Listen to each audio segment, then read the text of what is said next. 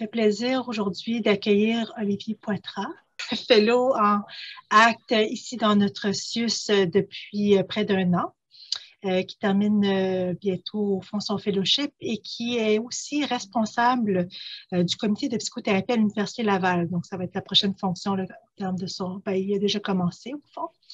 Dr Poitras donc, a complété sa résidence en psychiatrie à l'Université Laval, presque complété un fellowship en acte avec la co-supervision de Dr Julie Turcotte à la clinique troubles anxieux, Dr Bertelli à l'hôpital de jour, Dr Dionne aussi qui est expert en acte. Pendant son fellowship, au fond, un de ses objectifs, c'était de présenter aujourd'hui au Mardi scientifique la somme de ce qu'il a appris pendant son fellowship. Il va également présenter la semaine prochaine au congrès annuel de l'Association canadienne de TCC sur l'approche transdiagnostique ACT et aussi à l'MPQ 2 présentations, un atelier sur ACT avec Dr Dionne et également sur la pédagogie en psychothérapie. Il est en train de coécrire un guide ACT également pour les thérapeutes intéressés à appliquer cette démarche. Il a écrit un cahier du participant pour le groupe d'actes transdiagnostique qu'il a donné à 2 reprises au centre de psychothérapie cette année également et des capsules d'auto-soins dont je vais vous laisser vous en parler. Merci, Dr. Ngo. Alors, bonjour à tout le monde. Ça me fait plaisir de pouvoir vous présenter des choses aujourd'hui. Quand on commence le fellow, le mois de mai, ça paraît tellement loin. Bien, c'est aujourd'hui. C'est arrivé, finalement. Ce qui devait arriver arriva. Et effectivement, comme Dr. Ngo le mentionnait, ma présentation va avoir plus d'impact pour vous, je pense, si vous contribuez. Au moment opportun, bien entendu. Donc, je vais vous inviter, si vous le souhaitez, bien entendu, à contribuer soit à main levée, mais verbalement, puis on verra au niveau du montage ce qu'on pourra couper. L'idée non plus, c'est de pas vous dévoiler là, entièrement, mais des choses qui pourraient être utiles au fur et à mesure des questions que je vais vous poser. Il y a des gens qui ont déjà eu un petit peu là, des bribes de cette présentation-là à la CTRD. J'avais fait une présentation sur ACT. Je vois quand même qu'il y a des gens qui sont de retour. Fait que je présume qu'ils ont aimé leur première expérience. Donc, on a déjà des clients satisfaits qui reviennent pour une deuxième fois. Donc, sans plus attendre, on risque d'être occupé jusqu'à la fin. Donc, on peut commencer. Je vais partager mon écran. Et vous pouvez, je pense, utiliser un mode un peu plus large de galerie là, pour voir les autres personnes aussi, si je ne me trompe pas. Là, il doit y avoir une option pour que vous ne puissiez pas juste voir finalement là, mon écran, mais aussi un peu les participants. Moi, par contre, je ne vois pas les participants, donc pour les mains levées, ça va peut-être être un petit peu difficile. Vous pouvez m'interrompre là, au besoin qu'une petite intervention verbale là, au besoin. Donc, la thérapie d'acceptation et d'engagement, à défaut d'un titre plus original, j'ai choisi celui-ci. Ça dit ce que ça a à dire. J'ai complété le tout par un modèle, une réflexion. L'objectif de ma présentation aujourd'hui, c'est de vous présenter, oui, le modèle de la thérapie ACT. Il y aura peut-être pas tant d'outils, de stratégies en bonne et due forme. Il y a quand même certains guides qui peuvent déjà orienter sur vraiment comment on fait ça là, au day-to-day, puis des stratégies très concrètes. D'ailleurs, il y a un guide clinique, comme Dr. Ngo parlait, qui s'en vient là, éventuellement, auquel j'ai contribué. C'est plus pour vous donner une espèce de partage sur ce que je trouve intéressant dans la thérapie ACT, mais qui peut influencer, colorer votre approche clinique de façon générale. Donc, je vais vraiment vous donner un aperçu de la thérapie ACT. Après ça, la réflexion, c'est comment on peut s'en inspirer, même si on n'est pas des experts en ACT. C'est quoi les fondements de cette thérapie-là qui sont intéressants pour la pratique clinique? C'est ça que je vais probablement plus référer à la pratique psychiatrique, mais vous pourrez voir certainement des points là, intéressants dans d'autres types de pratiques pour les professionnels en santé mentale en général. Je commence le tout par un pré-test, puis c'est là justement que vous voyez que je suis, qu'est-ce que je vous dis que je vais faire, là, donc quelque chose d'interactif. Je vous propose de prendre deux conditions cliniques que vous rencontrez fréquemment. Peuvent être, par exemple, moi, quand j'avais présenté à la CTRD, on avait pris là, le trouble de personnalité narcissique et le trouble de personnalité limite. À titre d'exemple, si vous n'avez pas d'autres en tête, prenez ces deux-là. ou sinon deux autres là, que vous rencontrez fréquemment en clinique. Et je vais vous poser les trois questions suivantes, puis prenez peut-être 2 minutes pour y répondre. Donc, entre les deux conditions cliniques identifiées, laquelle serait la meilleure pour constituer le thème central d'un film à succès? Et serait-ce la même réponse pour une pièce de théâtre? Donc, vraiment, prenez un petit 30 secondes là, pour vous poser cette question-là. Il n'y aura pas de conséquences majeures à la réponse que vous allez donner. C'est simplement, ça a une très grande pertinence pour la suite des choses. Quel individu souffrant de l'un ou l'autre de ces deux troubles aurait le plus de chances de gagner à la loterie? Et de quelle façon vous appuyez votre réflexion? Donc, comment y arriverait-il? Je donne encore un petit 30 secondes. Voyez un peu qu'est-ce que vous voyez de pertinent comme argument. Et pour vous, lequel de ces deux diagnostics avec un S serait le plus inconfortable à aborder dans un souper de famille? Et pour quelle raison?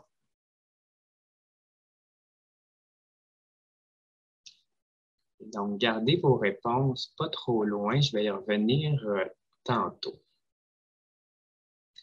Les objectifs de notre rencontre, se familiariser avec les fondements de la thérapie ACT, reconnaître la nature transdiagnostique de la flexibilité psychologique, et on y reviendra sur ce concept-là, bien entendu, notamment son applicabilité pour des populations variées, et observer certains enjeux de la pratique clinique dans la perspective offerte par le modèle ACT. Pour ce faire, le plan, j'ai un petit cône qui sort jaune-orange, hein, des fois c'est des surprises qu'on a. Le modèle théorique, approche transdiagnostique, flexibilité psychologique, certaines considérations cliniques et réflexion sur la pratique. Donc, vous voyez qu'on a un horaire quand même chargé, donc on va essayer de faire au mieux à travers tout ça. Le modèle théorique. En fait, moi, l'introduction que j'ai à vous faire, c'est pas tant une introduction parfaitement fiable au niveau historique, mais je vous remets juste un peu en contexte de pourquoi la thérapie ACT. En résumé, le contexte, c'est que dans les années où ça a été développé, c'est à peu près les années 80, là, on constate qu'il y a une persistance de la souffrance psychologique malgré le développement de diverses formes de soins psychiatriques, de diverses formes d'approches autres. Et donc, on n'a pas résolu là, le mystère de la souffrance psychologique. Donc, tout simplement, il y a une pertinence de se re-questionner sur est-ce qu'il pourrait y avoir un modèle, quelque chose qui viendrait répondre à des besoins qui ne sont possiblement pas encore répondus avec les outils qu'on avait là à ce moment. C'est une thérapie qui origine de la thérapie comportementale et cognitive. Donc, on y retrouve certaines racines communes, notamment l'idée de l'exposition, de l'entraînement aux compétences, de l'auto-observation. Donc, on est quand même dans une origine de thérapie cognitive et comportementale, avec une intention de déterminer des processus de changement dans un modèle unifié. C'est-à-dire qu'on part d'une base commune et que la base commune permettrait d'expliquer l'entièreté ou à peu près l'entièreté des différentes manifestations là, de la souffrance psychologique. Donc, parce qu'à l'époque, avec les thérapies entre autres cognitives, il y avait parfois une certaine tendance à partir d'un diagnostic précis, puis essayer de voir, bon, la problématique dans ce diagnostic-là, c'est ça, comment on résout ça. Et l'idée, justement, c'est de partir à l'inverse, de dire on va créer les bases, on va essayer de déterminer comment ça fonctionne la tête de quelqu'un, puis pourquoi, ultimement, il en vient certains types de problématiques de santé mentale, des problématiques de souffrance psychologique, puis qu'est-ce qu'on peut faire à travers ce processus-là pour aider l'individu. Et une des prémices, puis on y reviendra aussi, c'est que apparemment, la rencontre entre deux individus permet une modification du fonctionnement intrapsychique. Donc, il y a probablement quelque chose dans l'interaction entre deux personnes. Et souvent, en psychothérapie, on interagit par le langage, on essaie de parler aux gens, on peut faire certaines expériences, mais il y a quelque chose dans une interaction entre deux individus qui va permettre de modifier ce qui se passe dans la tête de l'autre, la façon qu'il fonctionne. Alors ça, c'était une mise en bouche, un petit contexte. J'aurais tendance à revenir sur le pré-test et vous verrez où je m'en vais pour la suite pour le modèle théorique. Est-ce que j'aurais une ou deux personnes qui seraient à l'aise de partager leurs réponses? Comme je dis, c'est pas très engageant, là. C'est simplement voir comment vous avez répondu à ces questions-là. Ça pourrait bénéficier pour le reste de la présentation. Donc, peut-être juste un ou deux volontaires, s'il vous plaît. Donc, il y avait quelque chose dans TPL qui vous semblait correspondre à quelque chose de plus dramatique dans la production d'un film. Le souper de famille aussi, c'était plus inconfortable, le TPL à aborder pour certains enjeux. Puis, même si la réponse n'est pas tout à fait claire, il y a quand même eu une idée là, qui s'est générée que ce serait psychosomatique pour gagner à la loterie. OK, intéressant. Merci. Merci beaucoup. Est-ce que j'ai un deuxième participant? Puis après ça, on va enchaîner. Ce qu'on peut faire comme constat, puis où je m'en vais avec tout ça, c'est que je vous ai présenté de façon complètement aléatoire 3 mises en situation. Et de votre côté, de façon complètement aléatoire et hors de mon contrôle, vous avez identifié 2 diagnostics et vous êtes parvenu à répondre à ces questions-là, même si dans le DSM, c'est jamais écrit c'est quoi le lien avec faire un film, gagner à la loterie, c'est quoi l'impact d'en parler dans un souper de famille. Vous avez des réponses parfois similaires, parfois qui étaient différentes, mais qu'à partir du langage et de symboles, de concepts, je vous ai suggéré des choses qui, là, 10 minutes n'avaient rien à voir dans votre tête et vous êtes parvenu par la magie de la pensée à trouver des réponses avec tout ça. Et ceci est une introduction à la théorie des cadres relationnels, qui est une base du modèle théorique de l'acte, qui souligne finalement l'habilité de l'esprit humain à utiliser le langage. Et par le langage, on entend la symbolisation dans son sens général. Donc, ça peut être des images, tout ça, mais des choses finalement abstraites et qui sont généralement transmises de façon langagière, comme un référentiel de processus décisionnel. C'est que nous, on va se fier sur des choses qui sont conceptuelles dans notre tête pour prendre des décisions, opérer des choses dans notre vie. Et le langage a la possibilité, tel que démontré par l'exercice que je vous ai fait faire, de générer des réseaux intrapsychiques qui sont denses et complexes. Et je vous mets là rapidement les processus, mais l'idée, c'est pas tant de s'arrêter sur chacun de ça parce que ça devient un peu théorique. Mais l'idée, c'est qu'il existe des qualités arbitraires, donc qui ne sont pas physiques. Par exemple, quelque chose est beau, hein, ça c'est arbitraire, et qui existe donc au-delà de l'expérience sensorielle, et que dans notre tête, on est capable de faire des liens. Hein? A est plus grand que B, donc B est plus grand est plus petit que A, tout ça, et qu'éventuellement, on est capable, à travers toute cette toile d'araignée-là, ce réseau-là de concepts, de transférer des qualités d'un concept à l'autre, même si ces qualités-là, ces attributs n'ont jamais été expérimentés directement avec une de ces choses-là. Et donc, par exemple, pour prendre ce qui m'a été donné comme réponse, le concept faire un film et le concept TPL n'était probablement jamais venu dans votre tête de façon directe et vous avez probablement jamais étudié de fond en comble dans les faits le TPL et les films, mais vous avez été en mesure de générer des liens entre, OK, dramatique, OK, peut-être ça, et soudainement, des attributs, des qualités de l'un sont venus s'insérer dans l'autre et vous avez créé ce lien-là dans votre tête. Et de là, ben là, c'est un petit peu ludique, c'est amusant parce que c'est des questions aléatoires, mais c'est un peu la même chose par rapport à la souffrance, c'est-à-dire que des choses qui ont des qualités aversives, désagréables, peuvent être rapidement disséminées à travers d'autres types de concepts dans notre tête et qu'ultimement, on peut associer une qualité aversive à une chose qui n'a jamais été expérimentée dans les faits, mais qui est transmise par les concepts dans notre tête et notre habilité à utiliser le langage.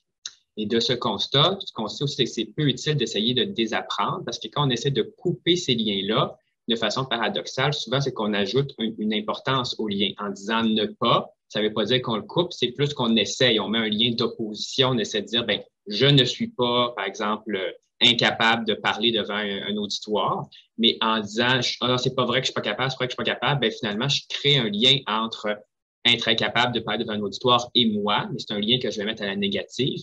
Mais je n'ai pas coupé le lien, j'en ai juste rajouté finalement des liens. Donc, l'idée de désapprendre, souvent, c'est pas très utile. Notre tête fonctionne plus en ajoutant des concepts.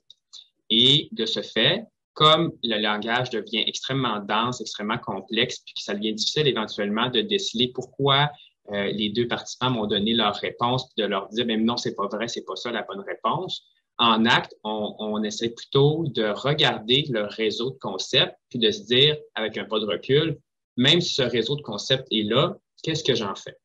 Est-ce que je suis obligé de traduire, que mes actions traduisent ce que le réseau de concepts pourrait me suggérer? Et donc, même si j'ai la pensée, je ne suis pas capable de parler devant un auditoire, là, je vous ai marqué la marche, je vais prendre cet exemple-là.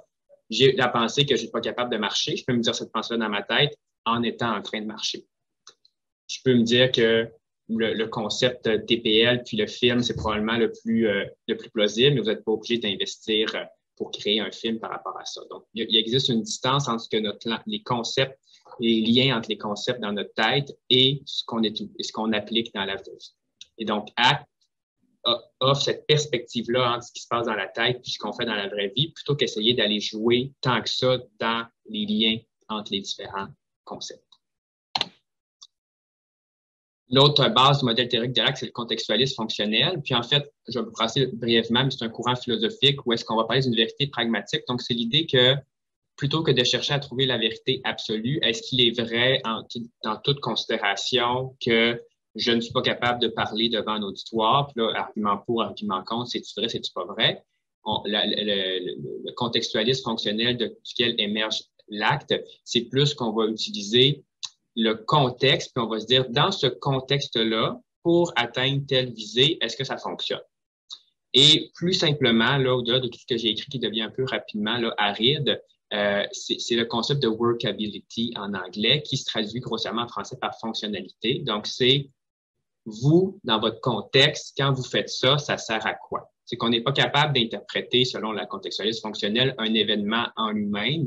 L'événement doit toujours être apprécié selon son contexte. Donc, par exemple, on ne dira pas à quelqu'un en acte, dire la vérité, c'est toujours la bonne chose. On va dire la vérité dans ce moment-là, avec cette personne-là, selon les circonstances, ça a servi à quoi pour toi? Fait qu'on va vraiment utiliser le contexte, puis on va amener donc cette souplesse-là à travers chaque comportement pour l'appliquer au contexte, puis l'appliquer à ce que veut l'individu finalement dans sa vie, plutôt que d'être dans une recherche d'une vérité absolue, universelle et transcendante. Comme je vous parlais, ça émane quand même des fondements de la théorie comportementale. Donc, c'est un modèle qui est intrapsychique avec une emphase qui est mise sur le présent, la vie à l'extérieur de la thérapie, les comportements. Et la touche troisième vague, c'est un peu comme je vous disais, plutôt que d'être plus axé sur un diagnostic en tant que tel, on va être axé sur le fonctionnement global de l'individu selon son contexte spécifique. Et donc, on peut se rapprocher de questions un peu plus larges, comme pouvait tenter de le faire la psychodynamique auparavant dans mes relations, puis qu'est-ce que je fais dans ma vie, puis tout ça. Bien, la troisième vague, vu qu'on est contextuel, qu'on est plus spécifique sur le patient, on va s'intéresser, oui, à sa problématique, mais au-delà de ça, qu'est-ce qu'il veut faire de sa vie? Donc, on est un petit peu à mi-chemin entre quelque chose qui est plus pragmatique, concret, comportemental, mais aussi qui peut avoir une perspective plus large. Et bon, certaines personnes pourront voir des parallèles, et ils existent là avec la pleine conscience, l'autocompassion. Je passe brièvement là-dessus, mais sachez que si vous avez déjà des bases dans ces domaines-là de thérapie, ça peut être une porte d'entrée facile pour vous intéresser à l'acte, parce que c'est des approches ou des concepts thérapeutiques finalement qui sont assez faciles de voir des liens.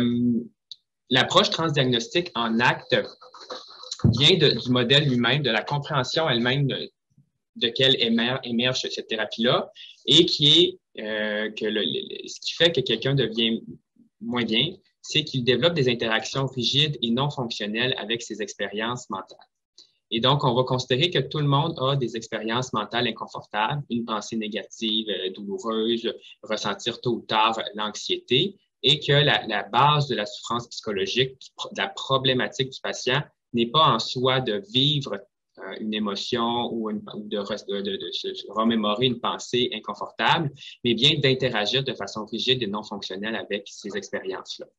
Et au niveau des mécanismes centraux, on va parler de la fusion cognitive, qui est à ce moment-là, selon moi, la pensée que j'ai est équivalente fonctionnellement à la réalité. C'est-à-dire, si j'ai la pensée que je suis pas bon, eh bien, je vais devoir traduire en action cette pensée-là. et donc agir comme je suis pas bon. Donc, par exemple, ne pas aller parler à des gens pour me faire des amis, ne pas aller au travail, parce que je suis tellement collé sur ma pensée que elle est hors de tout doute, là, finalement, utilisable comme guide de référence pour appuyer mes décisions. Et c'est ce que je vais prendre toujours pour agir dans la vie. Donc, l'interaction étant rigide parce qu'elle est justement toujours appliquée et non fonctionnelle parce que, ultimement, les conséquences des actions qui sont prises en accord avec les pensées sont mises de côté. Donc, même si un comportement ne fonctionne pas, m'amène à rester toujours dans mon sous-sol puis que je trouve ça malheureux, mais si la pensée que j'ai est encore là de me dire que je suis pas bon, que ça vaut pas la peine d'essayer, mais en état de fusion, je la répète même si elle demeure non fonctionnelle.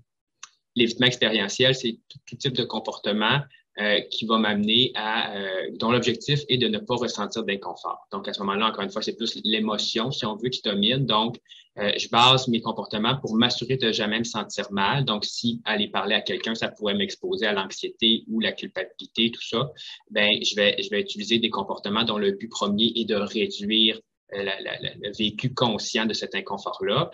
On parle encore une fois d'une forme d'interaction rigide et non fonctionnelle parce que ça devient comme l'objet, la volonté première, c'est de ne pas me sentir mal et ultimement non fonctionnel parce que ce genre de comportement-là peuvent me maintenir dans un état de fonctionnement qui ne me convient pas, d'où les conséquences. Puis les conséquences généralement de la fusion cognitive et de l'évitement expérientiel, c'est lorsque ces genres de comportements-là se répètent de façon récurrente, si bien que ça réduit graduellement le répertoire des comportements et que la personne devient comme prise dans un mode de fonctionnement qui est rigide, qui ne l'amène pas dans une vie qui lui plaît, mais qui semble comme la seule option parce qu'il n'y a pas cette prise de perspective-là, puis cette possibilité de remettre en question ou juste remettre un peu plus loin d'elle-même ses propres pensées, ses propres émotions.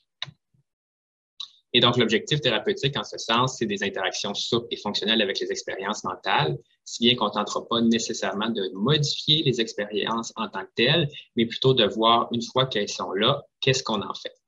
Et cette approche-là est dite transdiagnostique parce qu'on reconnaît l'universalité des expériences mentales inconfortables. Donc, on dit tout le monde a une capacité de langage et de mode, dans le mode symbolique. Et tout le monde est en mesure de ressentir à un moment donné ou à un autre des états de souffrance psychologique sous forme de pensée, d'émotion, d'impulsion, de souvenirs, d'inconfort corporel, etc. Donc, comme on part de ça, puis que ça fait partie de la vie, d'être en mesure de créer des symboles dans notre tête et que ces symboles-là peuvent nous amener à souffrir, comme je vous ai expliqué précédemment, eh bien, qu'est-ce qu'on en fait une fois que c'est là? Une fois que l'expérience interne inconfortable est là, qu'est-ce qu'on en fait? Et justement, l'approche transdiagnostique va se dire, ben, on va interagir avec ça de façon souple, que ce soit l'idée que je suis pas bon, comme en dépression, l'anxiété, les palpitations, voire même les hallucinations auditives, si on parle des éléments plus, bon, avec les troubles psychotiques. Donc, l'expérience en elle-même, son contenu, sa fréquence, son intensité n'est pas si intéressante plutôt que qu'est-ce qu'on fait avec elle une fois qu'elle est là. Ce qui nous amène à la flexibilité psychologique. La flexibilité psychologique, c'est justement le construit autour duquel s'articule la thérapie ACT. C'est un construit qui a été là, démontré empiriquement, puis qui est constitué de 6 processus qui sont interreliés.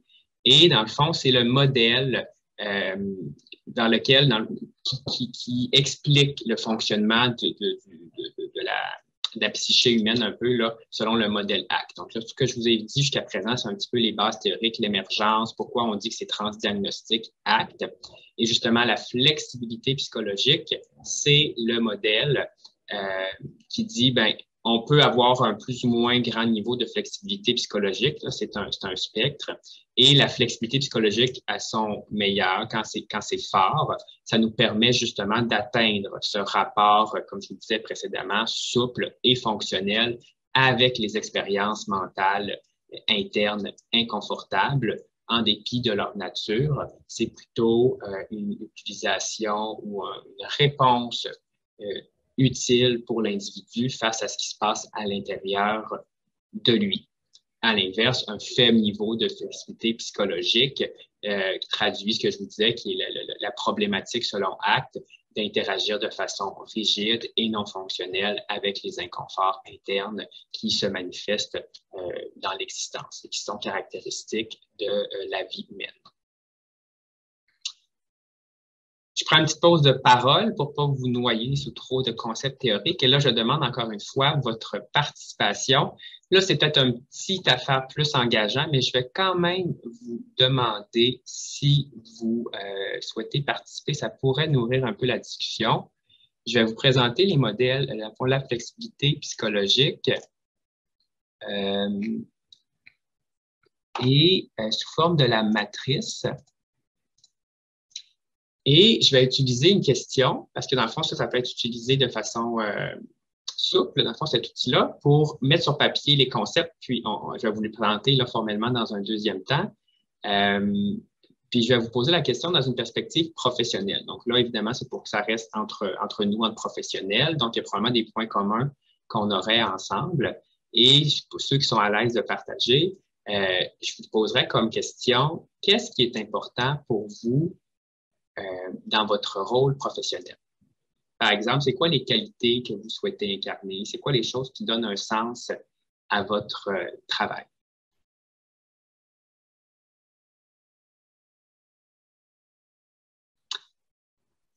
Moi, je peux dire aider,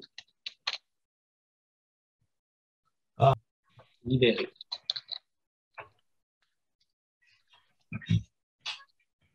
Moi, je peux dire être à l'écoute.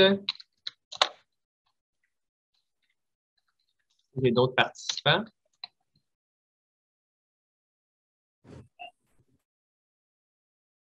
Puis là, je vous invite à parler là, de vive voix pour que ce soit fluide, tout ça. Soulager les symptômes. J'avais quoi d'autre? Entrer en relation. Y a-t-il des qualités que vous trouvez importantes d'incarner quand vous êtes dans votre rôle professionnel? La présence. La disponibilité. Oui. Parfait. On est parti. Là, j'ai plein de réponses. Excellent. Là, on est réchauffé. Deuxième question. C'est quoi les obstacles qui se présentent à l'intérieur de vous qui vous limitent dans la capacité d'être comme ça, d'agir dans selon ces qualités-là? Moi, des fois, c'est des préoccupations sur d'autres choses dans ma vie. Là. Des idées préconçues. Le manque de temps. Oui. La peur de manquer de temps. À l'intérieur de vous, ça génère quoi, les contraintes administratives? Qu'est-ce que ça vient provoquer qui à l'intérieur de vous? Ce serait quoi? Ce serait de l'irritabilité, de l'anxiété, dans le fond, émotions négatives que nous, on aime bien appeler là, émotions inconfortables, qu'on aime bien appeler contre-transfert. J'ai marqué C. Merci. Qu'est-ce que je peux vous voir faire quand vous êtes coincé dans ces émotions-là? Quand ça prend le dessus de vous, là, puis que j'étais à côté de vous, qu'est-ce que je pourrais vous voir faire? Alors ça, c'est sur le coup, est-ce que ça, c'est très, très, très bonne réponse. Faire appel à un tiers, est-ce que c'est plus parce que vous êtes sous l'emprise des inconforts ou parce que vous êtes en train d'agir comme vous souhaitez agir? Parce que vous êtes sous l'inconfort. OK, supervision. Moi, des fois, je peux avoir l'esprit ailleurs, donc je dois m'être distrait, comme en train à la rigueur de ruminer là, dans ma tête. Là, distraction, rumination. C'est sûr qu'on n'aime pas ça, dire devant tout le monde qu'est-ce qu'on peut faire des fois qu'on aime moins. Là. Fait que je vais laisser cette case-là peut-être plus personnelle, mais je vous invite à vous poser la question, vous avez l'air de quoi quand ces choses-là vous accrochent et prennent le dessus? Ah oui, avoir l'air intelligent, là. Prendre la position haute. Là. Mettons, je vais vous le marquer soupirer, qu'on pourrait vous voir faire. Merci.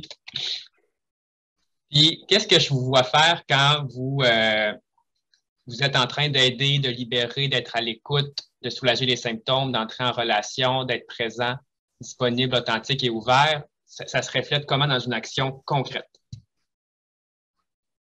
Moi, ça peut être de garder le silence des fois, d'être juste dans le moment, justement. Au contraire, quand je suis disponible, d'être dans le silence, pas que d'avoir à meubler, là, mais par trop de mots.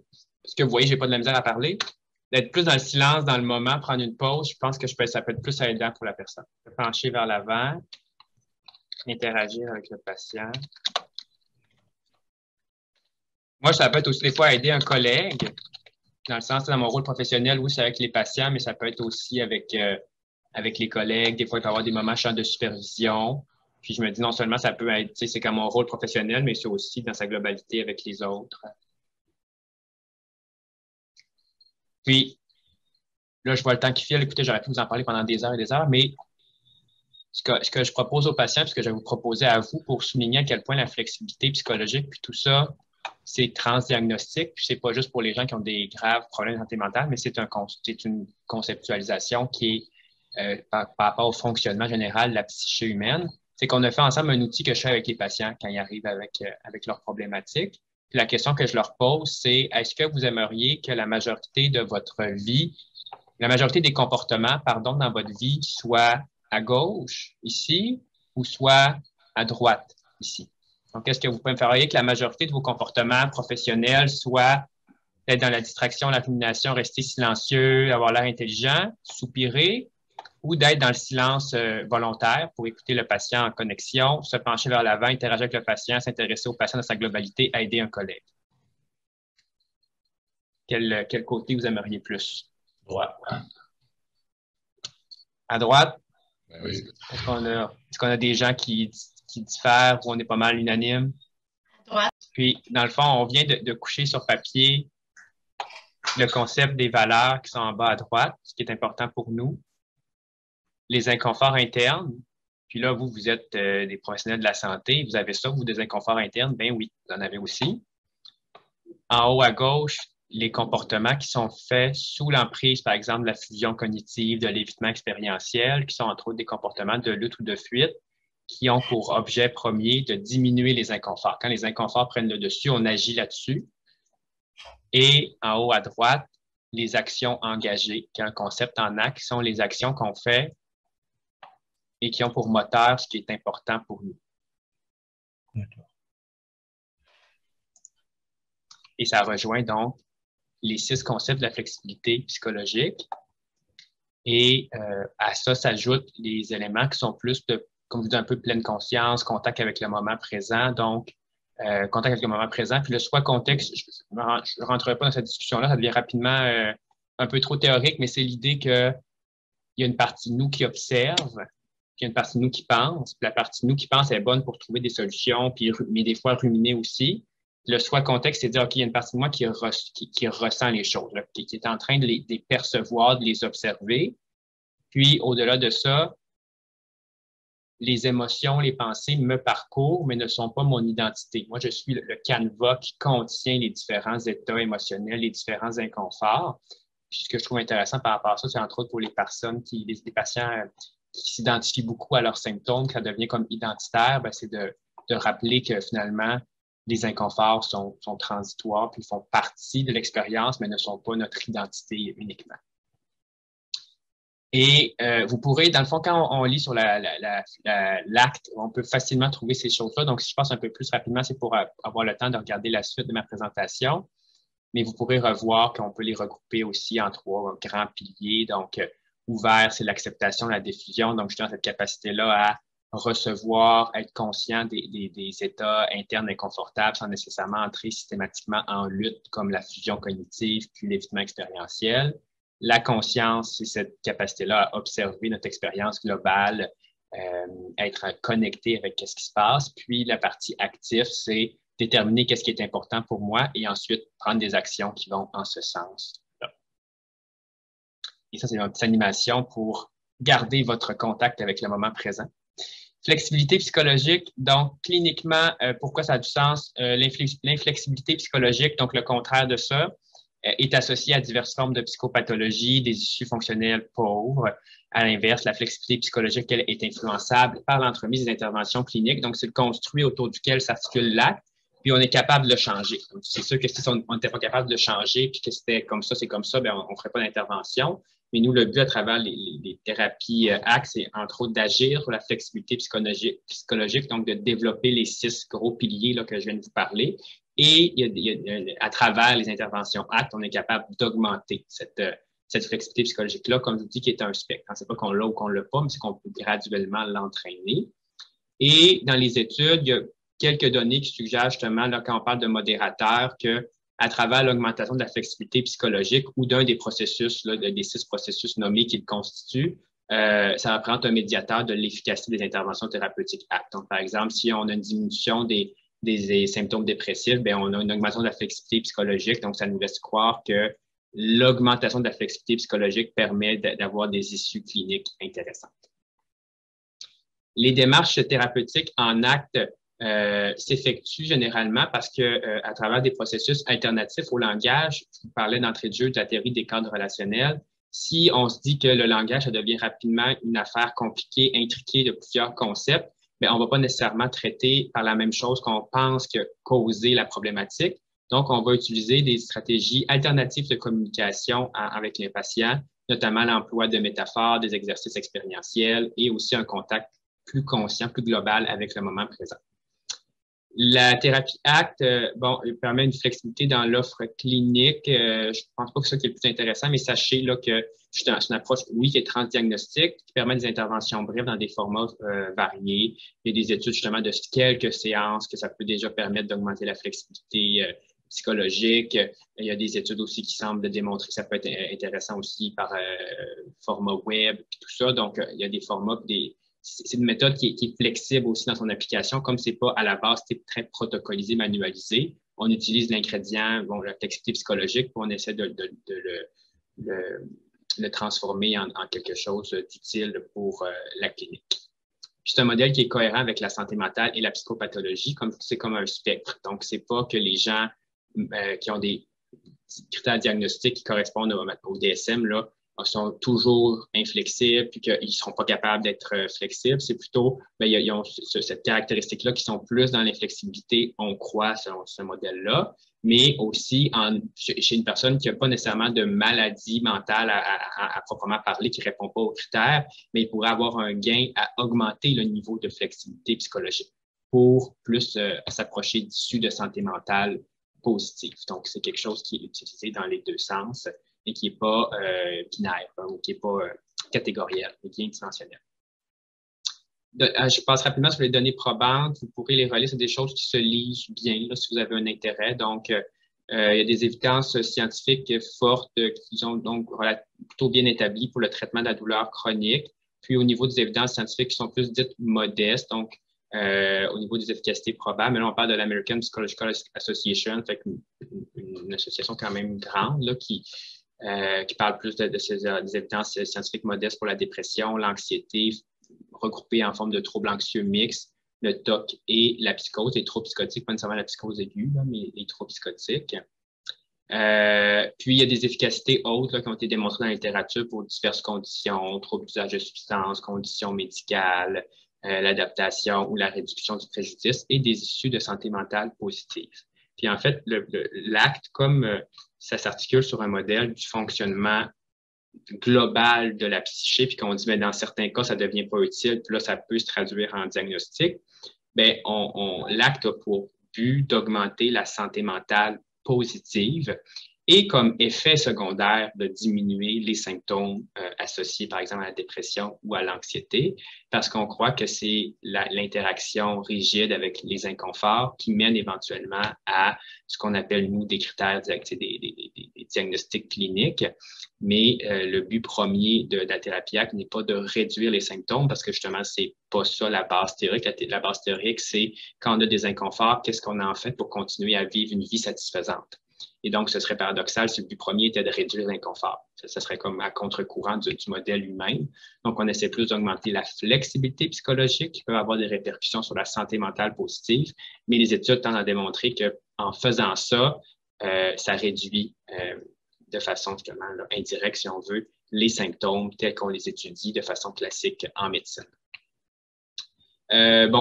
Possiblement que ce serait encore plus utile de faire de l'intervention ACT lorsqu'on inclut des exercices expérientiels, les métaphores, chez les patients qui ont un important niveau d'évitement expérientiel et des études qui permettent des échelles qui permettent de documenter tout ça. Des petites lacunes, puis des choses pour la recherche. Je pense que je vais passer vite parce que je vois le temps qui file. Je vais vous laisser le lire, mais plus d'études avec des populations transdiagnostiques. Il y a quand même un modèle médical qui prédomine d'utiliser des populations homogènes pour faire les études. Donc, d'utiliser d'autant plus des populations vraiment transdiagnostiques, plus hétérogènes. Ça manque encore, des échantillons plus grands. Des fois, il y a une critique sur certaines qualités là, des études, donc de poursuivre dans le fond des études de qualité, puis de mieux préciser en quoi chaque élément de la flexibilité psychologique est utile, puis qu'est-ce qui fait que pour certains patients, c'est utile, pour d'autres, ça l'est moins. Donc, pour essayer de mieux comprendre le modèle, dans les principaux auteurs en ACT, ils disent pas, bon, on veut que ACT soit meilleur que d'autres thérapies, c'est pas un combat de quelle thérapie est la meilleure, mais c'est d'essayer de voir, nous, on essaie de partir d'un modèle unifié, là, puis on essaie de voir c'est quoi les ingrédients actifs qui peuvent aider le plus de monde possible. Donc, tu sais, oui, ça peut être correct d'opposer des thérapies, mais nous, ce qu'on veut, c'est pourquoi la thérapie marche, puis dans quel contexte ça marche, puis c'est quoi les ingrédients qui font que ça marche pour essayer que ce soit transdiagnostique, que ce soit le plus possible partageable avec les individus. Au niveau des contre-indications, c'est peu étudié. Il y en a pas, c'est difficilement identifiable dans la littérature. Là. D'ailleurs, une des revues de littérature disait cette phrase-là clinique, là, typiquement, là, il n'y a pas vraiment de contre-indications ou d'effets secondaires identifiés, mais en même temps, il n'y a pas beaucoup de données qui se produisent là-dessus. T'sais. Donc, selon certains ouvrages, on peut parler de contre-indications, de considérations particulières en présence de troubles cognitifs ou de mentalisation, de psychose, par exemple, aiguë, évidemment, de violence, certains troubles alimentaires, par exemple, au niveau d'anorexie, s'il y a des considérations au niveau médical, c'est peut-être pas le bon traitement, trouble d'usage qui est très significatif, une consommation qui est très soutenue, des comportements suicidaires. Puis en fait, là, je parle entre autres d'un ouvrage là, qui proposait un protocole pour la dysrégulation affective, donc qui mettait probablement ses propres balises par rapport à quand est-ce utiliser ce protocole-là. Donc, c'est des indications générales.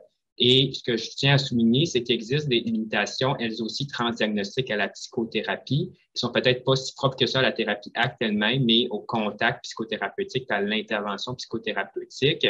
Puis ça, c'est un peu ma compréhension personnelle, mais en général, c'est la précarité de mentalisation, d'abstraction, une dysrégulation affective ou comportementale sévère, une désorganisation mentale aiguë, des difficultés à établir une alliance thérapeutique. Ça se recoupe un peu avec les éléments d'en haut, mais c'est sûr que ça peut être des limitations pour la psychothérapie en général et donc pour la psychothérapie ACT.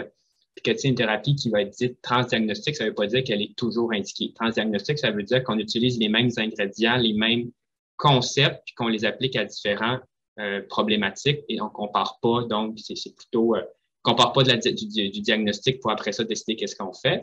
Mais il y a une importance du jugement clinique à savoir comment on intervient pour une personne. Est-ce que l'acte psychothérapeutique est indiqué? Est-ce que nos guides cliniques en général nous recommandent que c'est une condition qui va répondre à la psychothérapie? Donc, ça demeure bien évidemment des considérations à avoir malgré le mot transdiagnostic. Ça, je vais passer. OK.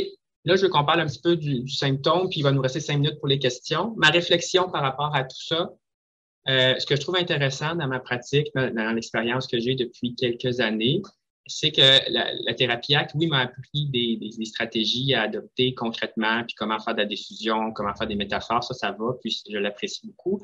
Mais j'aime aussi ce que la thérapie ACT et aussi mon parcours à l'hôpital de jour, bien évidemment, mon fellow au complet m'ont amené à avoir comme réflexion. Et ça soutient un peu la redéfinition du symptôme. Puis, tu sais, pour le patient, la thérapie ACT suggère de revoir avec lui l'agenda de contrôle. C'est-à-dire, tu sais, je ne devrais pas me sentir mal, je ne devrais pas me sentir comme ça, je ne veux pas me sentir anxieux. Et, ultimement, que les patients viennent nous consulter parce que, justement, ils ont essayé de résoudre leur souffrance. Et, ultimement, ça ne fonctionne plus. Puis là, ils viennent nous voir pour essayer, j'utilise le mot réparer. Là, tu sais, il y a quelque chose qui est brisé, puis là, j'ai trop de pensées, j'ai trop d'émotions, puis là, ils viennent nous voir parce que ça ne fonctionne plus. Donc, les patients peuvent avoir un rapport avec leur inconfort interne à un moment donné où le contrôle n'est plus là, ils ont des inconforts qu'ils ne veulent pas avoir, puis là, c'est la maladie, donc ils viennent nous voir, puis ils viennent demander à ce qu'on puisse, si on veut, réparer tout ça. Et nous, les thérapeutes, on est dans un agenda de traitement, surtout dans le domaine médical. Les symptômes, il faudrait qu'ils diminuent le plus possible. On est dans un modèle médical où est-ce qu'on voit un symptôme comme un problème, puis là, on essaie d'adresser le problème. Il faudrait que le problème parte, que le symptôme, le malaise qui fait mal, ça s'en aille. T'sais. Fait qu'on part un peu à travers ça et la thérapie ACT nous dit, est-ce que c'est possible que la souffrance, par moment, fasse partie de l'expérience de la vie? et qu'on ne soit pas capable de toutes les enlever, les souffrances, et que ce modèle-là de la maladie qui doit être traité dans un format médical et peut-être pas à 100%, répond peut-être pas à toutes les questions que nos patients peuvent nous amener en clinique. Et là, je suis pas en train de dire que le modèle médical est absolument pas bon, mais est-ce qu'il est suffisant pour répondre à toutes nos questions et toutes les problématiques, tous les enjeux qui sont présents dans notre pratique clinique? Et ce que je trouvais entre autres intéressant, c'est que des fois, c'est les patients qui nous donnent des petits bijoux. Là, j'ai une patiente que je suis actuellement qui me dit, ouais, avant on parlait de maladie mentale, puis là on parle de santé mentale, comme si ça passait mieux. Tu sais. Puis j'ai trouvé ça intéressant cette réflexion-là de dire, c'est vrai qu'on commence à parler de santé mentale. Tu sais, puis si en tant que société, puis en tant qu'organisme de soins, puis tout ça, on s'approprie de plus en plus la terminologie de santé mentale. Bien, il faut qu'on se demande, est-ce qu'on sait distinguer seulement c'est quoi la santé mentale de la maladie mentale? Tu sais? Parce que selon les études, puis selon ce construit-là, la santé mentale et la maladie mentale sont deux construits différents. C'est pas les mêmes axes. Évidemment, il y a une corrélation négative l'un par rapport à l'autre, mais on peut avoir une absence de maladie mentale sans avoir nécessairement un haut niveau de santé mentale. Tu sais, la santé mentale, telle que définie par l'organisation de l'Association de santé mondiale, c'est un état de bien-être dans lequel l'individu se réalise avec ses propres habiletés, peut s'adapter au stress de la vie et travailler de façon productive et également capable de contribuer dans sa communauté. Donc, est-ce qu'on est formé dans ce sens-là? Quand les gens viennent nous voir, est-ce qu'on est capable de se dire si c'est un problème de maladie mentale ou c'est un faible niveau de santé mentale? Et on rappelle que le psychiatre a l'autorité de dire aux gens qu'ils sont malades de leur souffrance psychologique. Aurions-nous un intérêt donc à observer les choses à travers une lentille plus large que celle offerte par le modèle médical et la recherche de maladies? Et par cette question-là, ce que je pose comme question, c'est si nous, on est entraînés à voir les gens qui souffrent comme étant atteints d'une probable maladie mentale, bien, si on voit quelqu'un qui a un faible niveau de santé mentale, ça se peut qu'on ne reconnaisse pas que c'est un faible niveau de santé mentale si nous, on est entraînés à voir la maladie mentale. Donc, est-ce qu'on aurait intérêt à s'ouvrir à cette discussion-là? Est-ce que c'est nous, les membres de la société, les psychiatres, les autres professionnels de santé mentale qui sont les mieux formés par rapport à ça? Et si on ouvre le dialogue sur la maladie mentale, il faut qu'on se donne les moyens de nos ambitions et de ce qu'on approche, parce que sinon, on risque d'englober dans la maladie mentale ce qu'on connaît, des faibles niveaux de santé mentale. Puis est-ce que ce serait nécessairement très utile pour les patients de faire ça comme ça? Je ne le sais pas. Puis est-ce qu'on est formé en ce sens? Je ne le sais pas non plus. Et en bref, finalement, ce que nous propose le modèle ACT, pas tant dans l'application au day-to-day, mais plus dans ce qui ressort de ses fondements, puis ce que j'ai tenté de faire ressortir par la présentation d'aujourd'hui, c'est une reconnaissance qui pourrait aider finalement à répondre à ce genre de questions-là. C'est la reconnaissance de l'universalité de la souffrance psychologique, la recherche d'une vie significative et fonctionnelle comme objectif thérapeutique. Donc, au-delà de réduire les symptômes, il n'y en a plus de tristesse, il n'y en a plus d'anxiété, mais qu'est-ce qu'on fait après ça? Si la personne, elle est neuroleptisée, est-ce qu'on est beaucoup plus satisfait de notre intervention clinique? Neuroleptisée dans le sens péjoratif du terme, je pense que vous me comprenez. Donc, est-ce qu'on n'a pas plutôt un intérêt avec nos patients à rechercher que leurs symptômes ne soient pas des obstacles à leur vie significative, mais qu'on leur souhaite qu'ils soient fonctionnels et significatifs dans leur vie? On met aussi un rôle central du patient dans sa propre démarche en acte. Ultimement, comme je vous dis un peu avec les racines de contextualisme fonctionnel, puis tout ça, qu'est-ce que le patient veut et qu'est-ce qu'il peut faire accompagné par le thérapeute pour s'approcher de ce qui est important. Et à mon sens, l'intervention psychothérapeutique permet de donner au patient un rôle dans son propre établissement.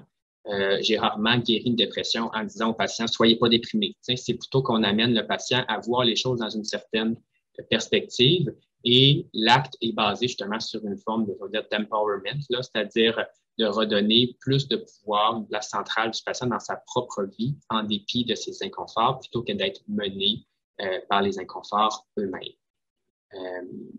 On parle aussi d'un thérapeute dans le modèle A qui est engagé plutôt qu'expert et qui sert d'accompagnateur, dans le fond, face au patient. Et on considère aussi dans le modèle ACT le contexte du patient dans la gestion des symptômes, surtout lorsqu'ils sont chroniques. Puis je lisais un papier, un panel d'experts en comorbidité qui avait récemment identifié qu'une compréhension des facteurs contextuels, les relations, les valeurs et les objectifs du patient représente un point tournant dans le traitement des patients ayant des conditions chroniques. Donc, éventuellement, quand nos patients ont un problème très aigu, très ciblé, ben oui, un protocole qui est ciblé, bonsoir, vous êtes guéri, c'est bien correct. Mais nous, en deuxième ligne, des fois en troisième ligne, on a souvent une part de chronicité, des complications, un contexte qui n'est pas évident. Et je pense qu'on a intérêt à observer le tout dans une perspective de symptômes chroniques, de la place du symptôme dans le contexte pour pouvoir apporter possiblement un bénéfice qui est plus grand pour les individus que l'on traite. Alors, j'ai fini. Et ce que je voulais vous dire, mon petit objet transitionnel pour la fin, c'était qu'il y a des vidéos sur Psychopathe que vous pouvez consulter d'auto-soin et que j'ai moi-même filmé, qui est un auto-soin inspiré par la thérapie ACT, qui ne remplace pas une psychothérapie, qui ne remplace pas des conseils de professionnels, évidemment, mais qui peut être une démarche, comme je le dis, d'auto-soin. Et moi, je vous dis, si vous voulez le recommander à des patients, faites-le vous-même d'abord. J'oblige presque, pour vous familiariser évidemment avec la démarche, que vous sachiez de quoi vous parlez, mais aussi que vous compreniez qu'est-ce qui est transdiagnostic, qu'est-ce qui est au niveau de la santé mentale, des issues de santé mentale positives à travers tout ça, parce que ça fait partie de la démarche. Puis écrivez-moi au besoin si vous avez des questions ou tout ça là, par rapport à la démarche d'auto-soin. C'est bien indiqué sur le site Internet, mais je vous conseille quand même de m'écrire si vous avez des questions supplémentaires. Puis, comme c'est un petit peu comme la fin de mon fellow qui s'en vient, je voulais juste remercier mes superviseurs, les collègues que j'avais rencontrés ici durant mon parcours, bien évidemment. Un ensemble de références et voilà. Merci beaucoup, Dr. Poitras. Je pense que tout le monde a bien apprécié.